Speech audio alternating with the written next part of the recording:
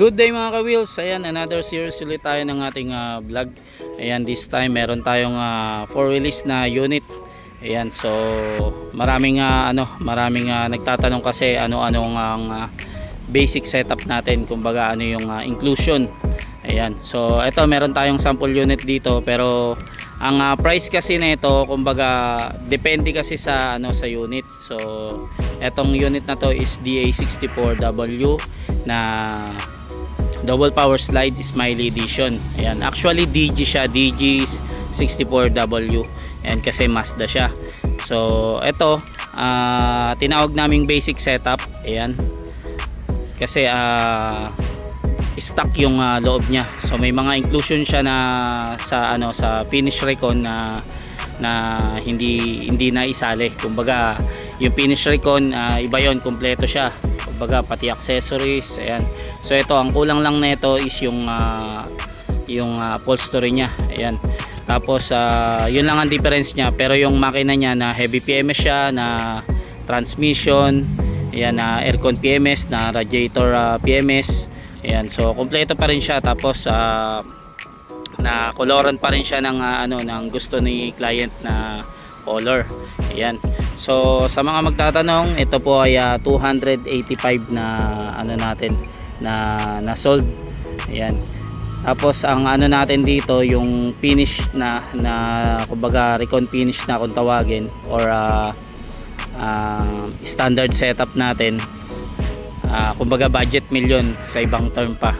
Ayan, budget meal na setup, meron siyang upholstery. So ang difference niya lang is 10k kumbaga. So mag-add ka lang ng 10k, may upholstery ka na. So ito 285 itong unit na to. Ayan, so since ito ay double power slide, kaya naging 285. Ayan, so mas mababa ng 10k kapag single power slide. Ayan, so ano ba yung single power slide? Yun yung isa lang yung gumagana na pintuan na automatic. So ito dalawa siya kabilaan, tapos may step board na rin siya. So pwede natin siya ipakita. Ayan, so sakto itong remote niya gumagana pa siya from Japan. So usually kasi hindi na to gumagana, so naglalagay na tayo ng keyless. So swerte tayo, from Japan, goods pa siya. So ayan, so gumagana yung lock niya. Tapos eto, makokontrol mo rin siya yung sliding door niya dito sa remote niya. Ayan, try natin ha. Yun o.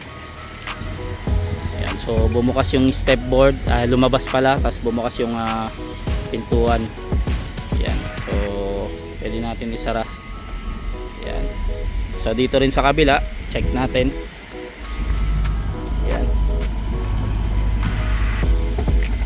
ayan, so gumagana rin siya, no? So yan yung double power slide. Ayan, so check na natin yung loob niya, yung walang upholstery.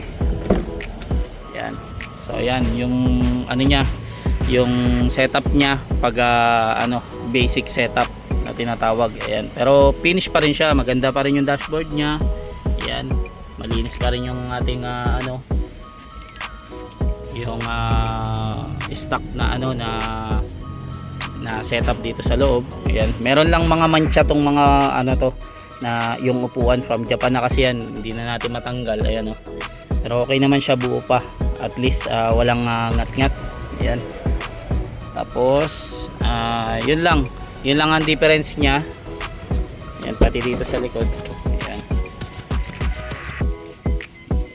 eto, nalinisan na natin to, pero wala, ganun talaga. Tapos ayan, oh, may mga siya, na tas-tas siya. Ayan, so di natin maiwasan yan kasi sa Japan gamit na tong mga unit na to, kaya tinawag na surplus. Ayan, pero maganda, napagana natin lahat. Yung mga power features niya, yung mga sliding door, yung mga power window. Ayan, pwede rin natin ipakita. Ayan, aircon niya gumagana. Ayan, yun, oh. So malamig siya. Yun, oh. Tapos naka mags na to from Japan pa lang. So na yan, dyan din siya nakaka-free mga magandang mugs. Ayan. Tapos check natin sa likod. Ayan. So wala tong sofa box ha, since yun nga, stock setup yung niya, yung loob niya. Ayan. Pearl white pala yung kulay na ito mga ka-wheels. Pakita pala natin yung mga iba niya pang power features like power window. Ayan o. So ayan. Dito pala yan. Ayan. So ayan, gumagana. Ayan sa likod. Ay, ito pala. Ayan. O, diba? All workings lahat yan. Kumbaga kasama yan sa pag-re-recondition natin. Tapos yung makina niya, syempre nalinis din natin yan. Dumaan din to sa heavy PMS, top PMS, transmission PMS. Ayan, yung nabanggit ko kanina. Yan, change oil din natin siya. Napalitan natin ng mga bagong oil, ATF, tsaka engine oil. Ayan, since ito ay turbo. Ayan. Tapos naka 3 layers headlight na siya. Ayan. Semi to, top of the line. Ayan, tapos meron na siyang built-in na fog lamp sa Japan. Ayan. Tapos syempre kasama rin sa package yan yung basic setup, yung yung plaka, I mean yung rehistro. Ayan, so na na to, na rehistro na siya. Ayan na yung plaka niya. Ayan. So ayan yung simple setup natin or tinatawag na basic setup. Ayan. Pakita ulit natin. So marami nagtatanong kung bakit walang seatbelt sa likod. Ayan, kasi sa Japan pa lang, pagdating dito sa Pilipinas, putol na yan, kinakat nila yan dito sa gitna. Ayan, so napuputol yun nasa harapan. So ang nangyayari, naiiwan yung nasa likod. Yung nasa likod nililipat natin dito sa harap. Kaya yung harap lang yung merong seatbelt. Pero depende naman yan sa kay client kung gusto niya mag-add or siya na lang bibili, madali naman ikabit yan. Yan. Meron din naman tayong available niyan dito, mga seatbelt from Japan. Yan. Pakita na rin natin mga ilaw. Buksan na rin natin. Sorry na mga ka-wheels. Labas-pasok tayo. Yan. Hazard natin. Yan. Oh, meron din siyang dito, fender lights. Yan. So gumagana lahat. Yan. So dito yung hindi gumagana pala. Sorry. Natin yan, check natin mamaya yan. Kasi for for finish na lang to, kumbaga for final touch na lang to. Ayan, nagdo-double check na lang tayo ng mga ayan nga, mga hindi pa workings. Ayan, nire-recondition pa natin bago natin bigay kay client. Ayan. So, yun lang. Sa mga magtatanong ulit, 285k po itong unit na to, yung gantong setup ha. Basic setup siya, sa loob walang upholstery, pero lahat-lahat kompleto, pati yung recondition. Ayan.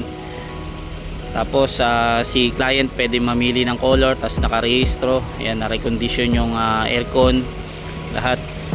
So yung mga upuan lang, yun lang, di natin maiwasan minsan, pero minsan mapilian na naman namin kayo ng mga magagandang klase ng upuan na ipapalit natin sa pinapalit natin from Japan pagdating dito. Ayan. So bawal ito sa maselan, ika nga ni Mayor TV. Ayan. Bawal siya sa maselan. So ayan, sa mga gusto made to order ng ganitong klaseng setup, ayan, tawag lang kayo sa number natin or mag-message lang kayo sa ating Facebook page. Ayan. So hanggang dito na lang mga ka-wheels. Hanggang sa muli.